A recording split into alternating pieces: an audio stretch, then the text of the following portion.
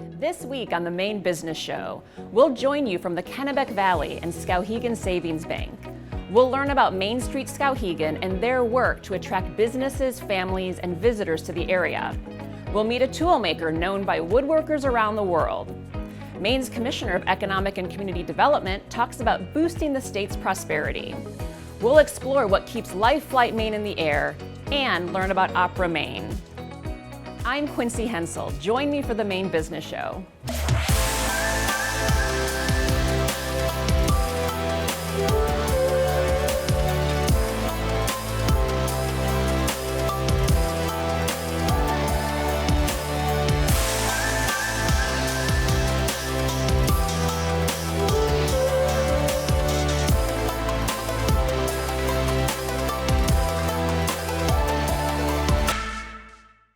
Welcome to the Maine Business Show for another chance to meet the Maine business leaders and entrepreneurs who give our state its unique flavor. I'm your host, Quincy Hensel, and we're joining you this week from the Skowhegan Savings Bank in Skowhegan. But first, let's take a drive to Warren and meet a legendary toolmaker.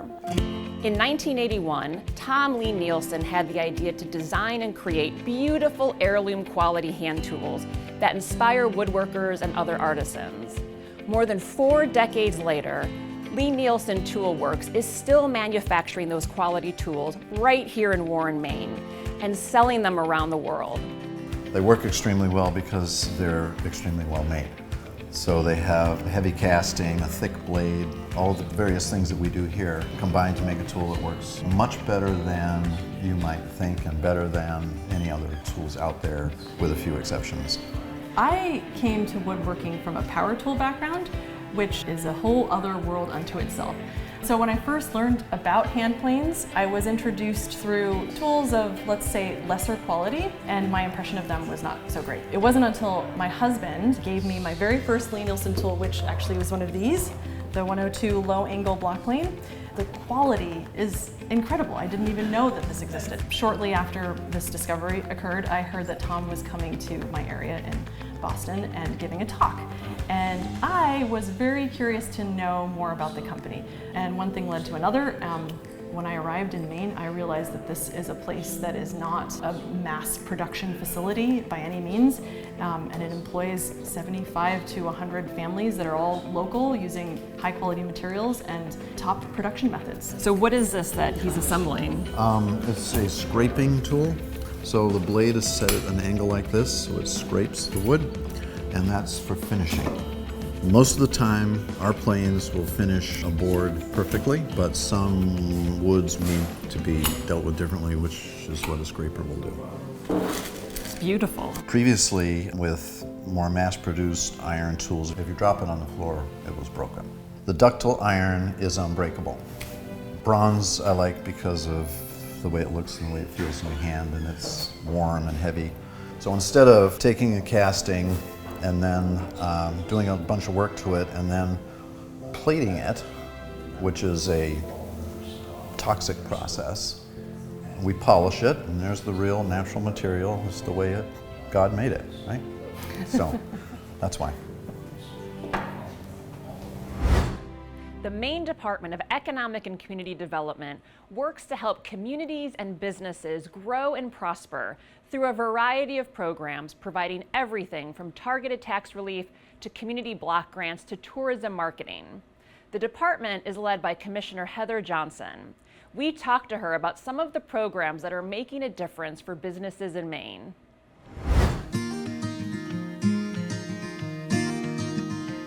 One of the programs that we think is making a difference for Maine young people is Maine Career Exploration.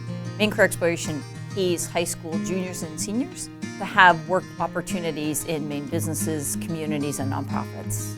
We work with the organizations and pay for the first 70 hours. And then after that, the employers and the students decide if they want to work together long term. This initiative is really just to show students what careers are available, what great opportunities are available in Maine, and expose them to the work so that when they decide to go to work, they know what's here.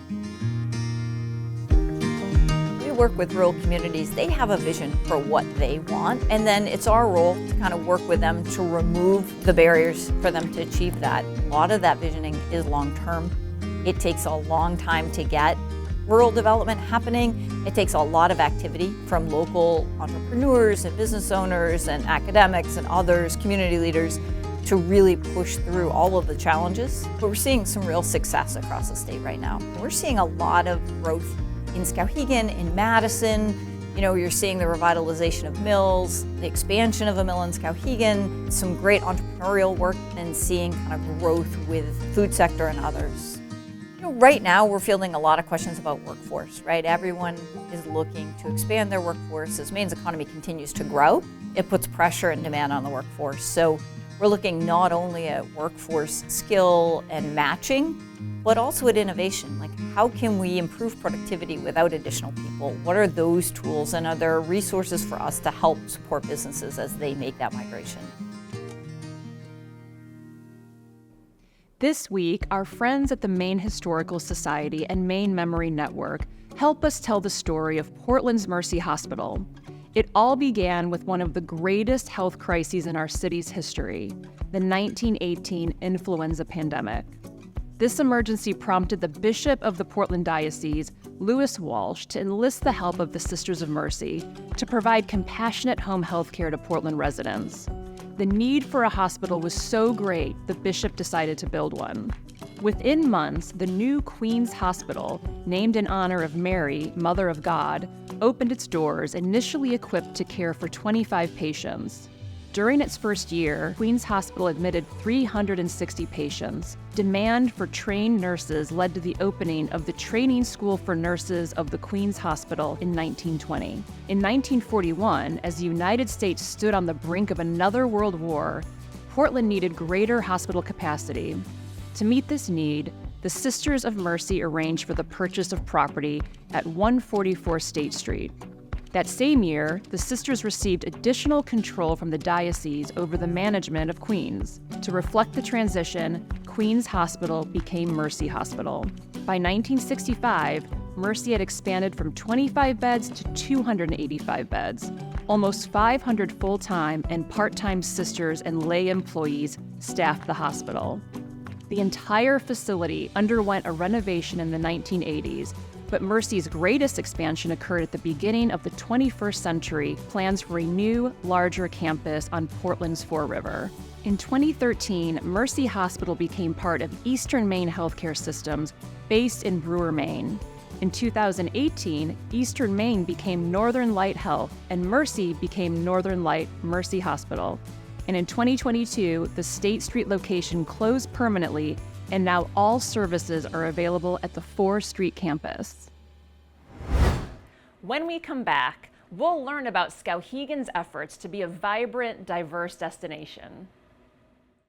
As a former business owner, I would have loved to bank here at Skowhegan Savings. We make it really easy for our customers. We get to know them, we get to know their business needs, and we're here to help. I feel that Skowhegan Savings Bank is really a different experience, especially when compared to a larger bank. We enjoy working with our customers both on the commercial side and the personal deposit side, and we just appreciate who we work with and who we work for. Please stop in and see us at our Portland location right off of Marginal Way. We look forward to seeing you. Since 2005, the nonprofit Main Street Skowhegan has made the revitalization of the city a priority. Its myriad initiatives celebrate Skowhegan's rich heritage while building a thriving economic, cultural, and recreational community where residents enjoy a high quality of life. Patric Moore is Main Street Skowhegan's Director of Entrepreneurship, and we welcome him to the Maine Business Show. Patric, tell us about your role at Main Street Skowhegan. Sure, I'd love to. So as you mentioned, my role is the Director of Entrepreneurship at Main Street Skowhegan. And what that really entails, in its simplest form, is I'm here to help our local community members start and grow their businesses. We did a study back in 2020 through the help of Main Street America to really find out where Main Street Skowhegan can help in assisting our entrepreneurial ecosystem in the region. And what we found is that we kind of lacked a co-working center of sorts, a community center where entrepreneurs can come learn and network with others in the community.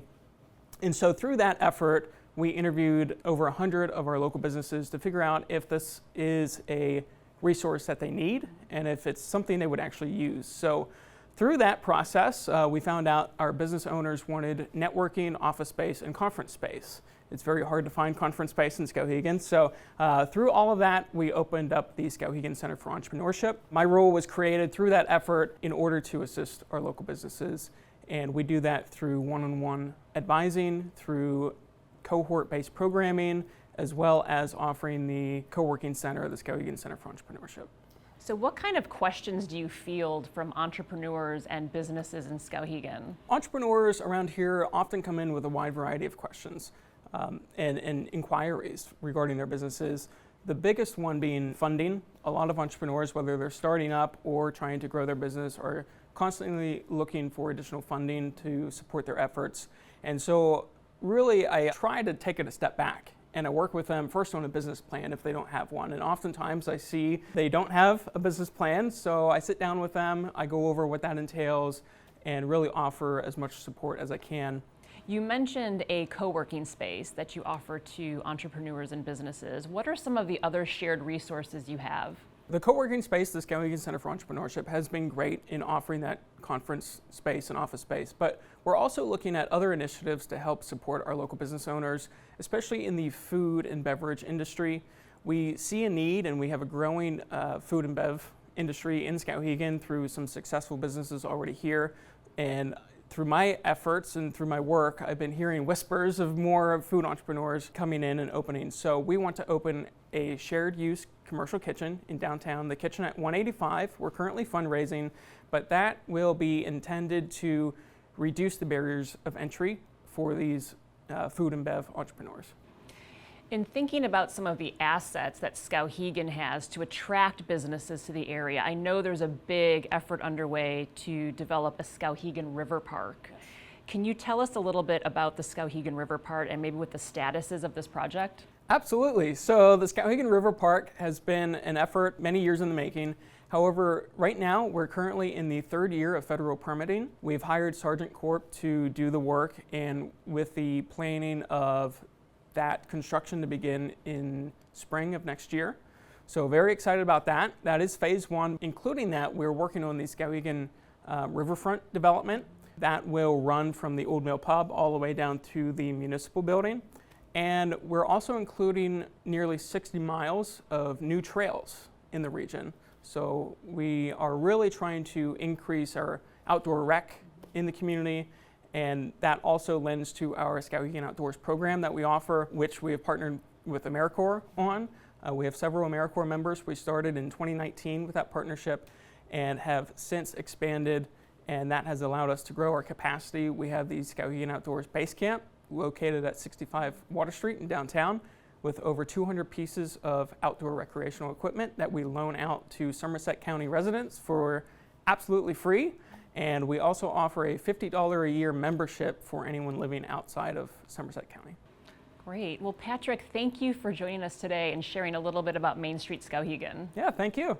Coming up next, we'll learn more about our host, Skowhegan Savings Bank. Maine is full of natural beauty, and there's nothing better than hopping in the car, setting the GPS to your favorite destination, and unwinding in nature. Each trip, I'm reminded why nature is so healing and why it's worth protecting too. That's why the Honda Prologue SUV makes me feel good about the miles traveled to take in Maine's beauty. The Prologue is aptly named as Honda's first volume electric vehicle that starts their journey to 100% zero emissions vehicle sales by 2040. And the sporty modern interior prioritizes comfort, space, and usability, all while driving towards this incredibly important goal. Maine is made for driving and discovering, and the Honda Prologue is made to protect our state while doing it. Happy zero emissions adventuring. We're being hosted this week by Skowhegan Savings Bank, which was founded a century and a half ago by a group of hardworking Mainers with an ambitious vision for the future and a genuine interest in seeing the region prosper.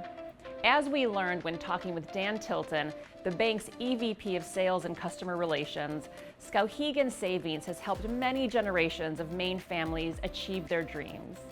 I'm Dan Tilton. I'm the Executive Vice President of Sales and Customer Relations at Skowhegan Savings Bank, and my job is to really make sure that our customers are provided an amazing experience.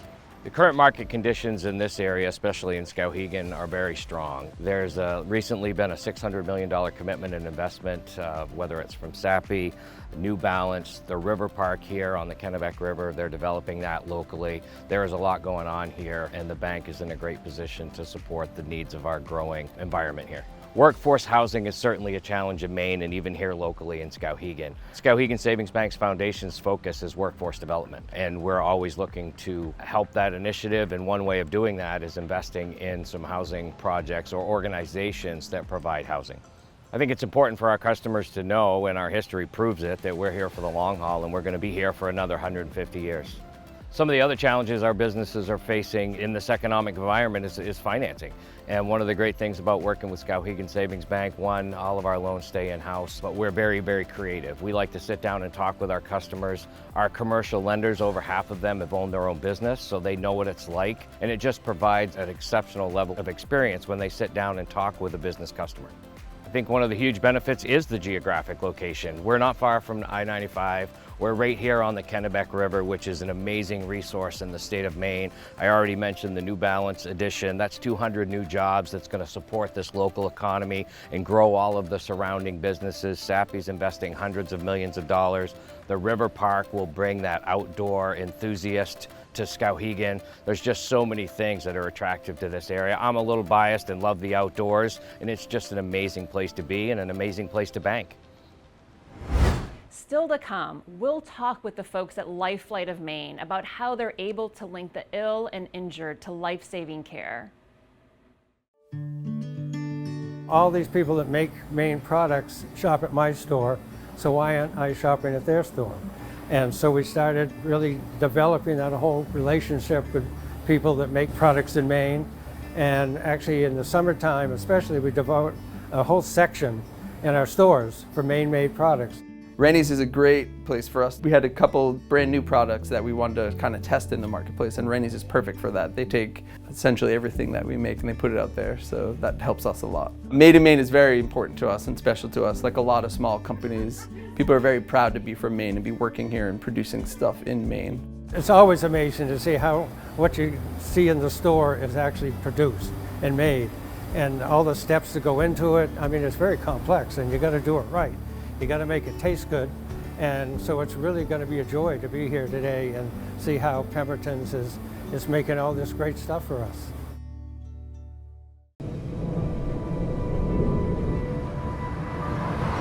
There are times we need to pause, to take a breath, and a beat, and reawaken the senses. Plan your trip at visitmaine.com. LifeFlight of Maine is a nonprofit and the state's only air ambulance service. Over the past 25 years, LifeFlight has safely cared for more than 38,000 patients. We visited them to see how they do it. Hi, I'm Joe Kellner. I'm the CEO of LifeFlight of Maine, which is Maine's only nonprofit air medical ambulance service. Our mission here at LifeFlight is to serve every resident and visitor to the state of Maine, providing critical care and transport in their time of need. We care for everybody in every corner of the state, be it the most rural areas of northern Maine to the more urban areas in the Portland area. In order to do that, we rely on a fleet of helicopters and airplane and ground ambulances, along with specialty trained crew, nurses, paramedics, pilots, mechanics, and lots of people working in the background to make this happen every day. So it's obviously very expensive to operate LifeFlight of Maine. The helicopters you see behind me, they're expensive, as are the airplanes, the ambulances, etc. We rely on payments primarily from insurance companies to support the care that we provide. However, because of our nonprofit mission, we also rely on support from donors in other areas. We have a robust charity care program to support patients that don't have an ability to pay, and we certainly thank the thousands and thousands of donors that have donated to our foundation, which is led by Kate O'Halloran. I'm Kate O'Halloran, the Executive Director of the LifeFlight Foundation. We raise money for our fleet, which is helicopters, the airplane and ground ambulances, as well as the $500,000 of medical equipment in each asset. We also raise money for aviation and medical equipment and for the crew, and for education for both our crew and our partners from around the state. LifeFlight of Maine has been around for 26 years, and in that time, we have transported a staggering 39,000 patients. That's 39,000 Maine families. This summer has been our busiest yet. Oftentimes we're transporting a person every 1 or 2 hours. No one gets up in the morning and thinks, today's the day I'm going to need a helicopter and 3 strangers in a green flight suit to save my life. But the reality is, particularly this summer, that's what happens every day. As LifeFlight looks toward the future, we need to be thinking about ways to enhance the ability of patients to access our care. That's being able to fly in more difficult weather through use of technology, through innovation, etc. We're going to need to make investments in our aircraft fleet, in the medicine that we provide, and always be adopting the latest and greatest when it comes to how we care for patients and how we get to patients. Our demand is never going to go down. It increases year over year, and we want to always be there when patients need us. If you like intrigue, history, drama, comedy, music, and dance, all packaged in a visual feast, we know where you can find all of that. At the Opera, specifically at Opera Maine. Opera Maine has been one of the artistic financial engines powering Maine's performing arts for decades. We wanted to know how they do it. I'm Caroline Koelker, Executive Director for Opera Maine, where we've been presenting professional opera since 1995. I'm Dona Vaughn, Artistic Director of Opera Maine, and I also direct the main stage production, which I have now been doing for the past 29 years. At Opera Maine, we have a small but passionate staff supported by a wonderful board of trustees, and just this past summer, we supported over 200 artists with our largest production to date, Verdi's Aida. Opera is very different from musical theater because everything is sung. It's very grand on occasion, which means the costumes have to be very specific to time and elements and depending upon what's going on. So I would say that everyone we bring to Opera Maine is extremely qualified, has a great history of doing successful work in their department, and have come here to make it all happen. For many years, we've been building relationships with people here in the state, organizations here in the state that can help us do what we do at the high artistic standards that we present with all of our programs and productions. We also have a wonderful outreach program that goes out into the schools to get young children excited about opera. Many of them have never heard an opera or even heard the word opera, so we like to introduce them to that. And one of the things that we do when we reach out to children is to try to do something that has some comedy in it, something to make them laugh. And I think that's a surprise for them to see how accessible it is. Last year we reached over 1,800 young people across the state, and we're really focused on those schools that have over 70% of students eligible for reduced or free lunches, because we want to make sure that we're getting in front of everybody and that opera is seen as accessible and exciting and fun. We also have programs all year long. Since 2019, we've offered free tickets to active and retired military, first responders, and their families. And although 32% of audiences are coming from out of the state, 68% of our audiences are our friends and neighbors, and they're spending $38 to $58 each on restaurants, local transportation, hotels, and so much more. Clearly, a night at the opera is good for all of us. That's it for this week's edition of the Maine Business Show. Once again, we want to thank our host, Skowhegan Savings Bank, for welcoming us to their beautiful part of Maine. We hope you learned something new about Maine business and that you'll join us again next week. I'm Quincy Hensel. See you next time.